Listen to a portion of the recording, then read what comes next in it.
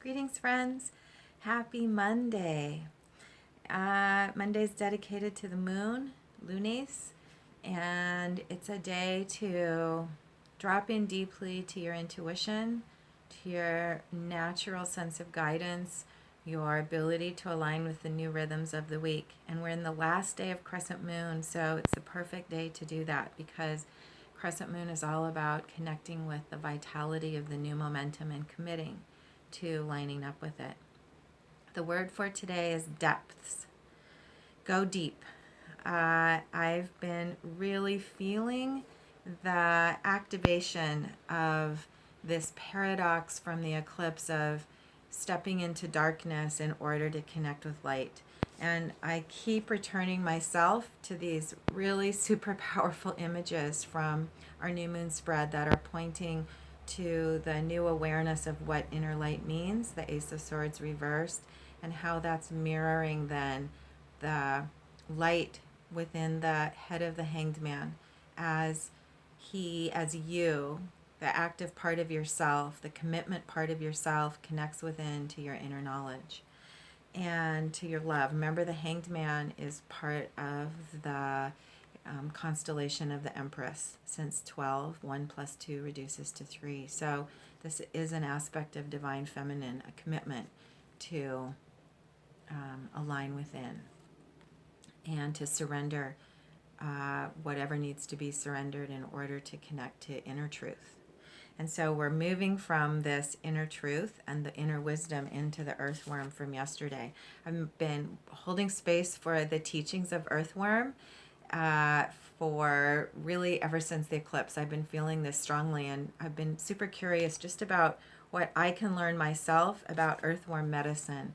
And so I talked yesterday about vulnerability, and then out of that, right after I did the message, I received another teaching for myself that I'd like to bring forward, which is what I held space for yesterday, which is the earthworm. The function of the earthworm, in one of the functions of earthworm in our ecosystem, is to oxygenate and churn and mix the soil, and it does that in the dark.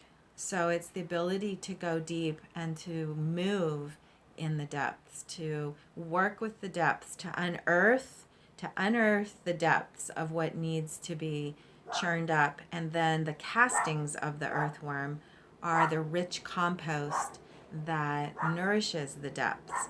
And so to cast in this process of moving deep, it's also casting off, moving through the depths and casting off what we don't need so that we can continue doing our work.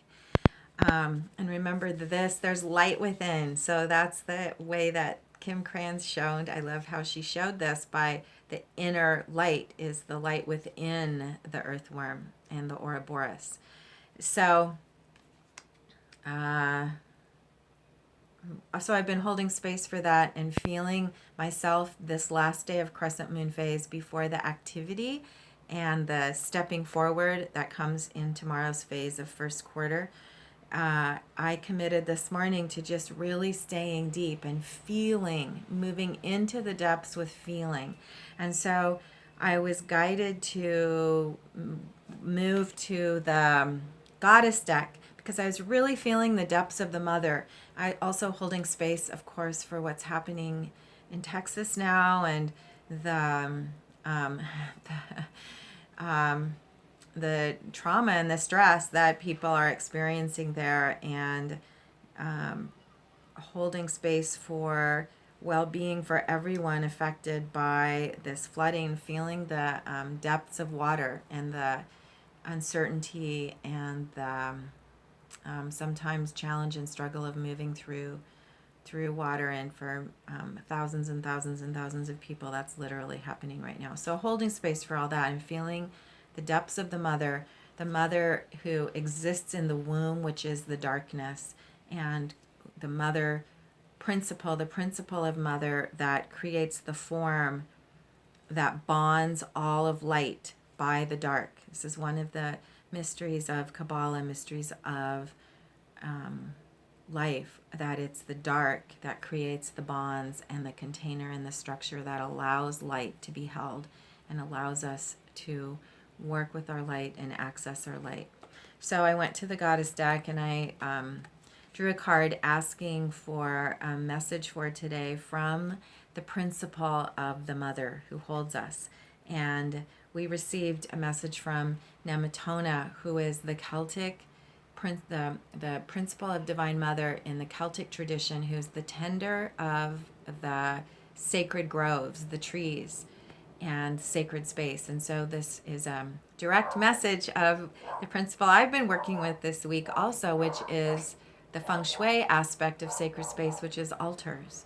And so the feng shui tip I'd like to bring forward today, and the feng shui practice in this month of Virgo, is to work with intention with an altar or altars throughout your environment as a link between you and the bridge between physical and non-physical.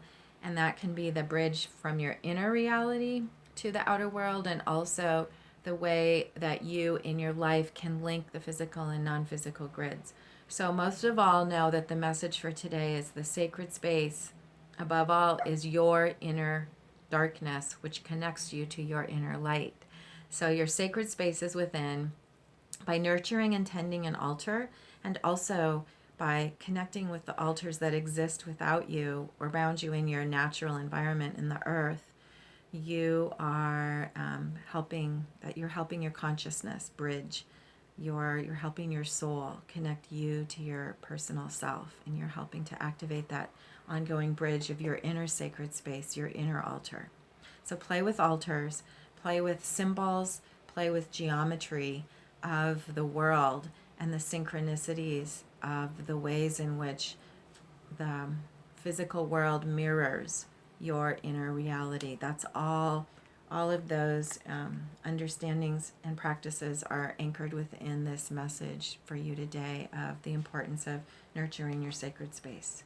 So have a great day and a sacred day. And with this message, we also ask for all of us witnessing this message and participating in this message of sacred space today to send healing energy and love and light to all those, not only in Texas, but everywhere in the world, who are in need of support today. Have a great day.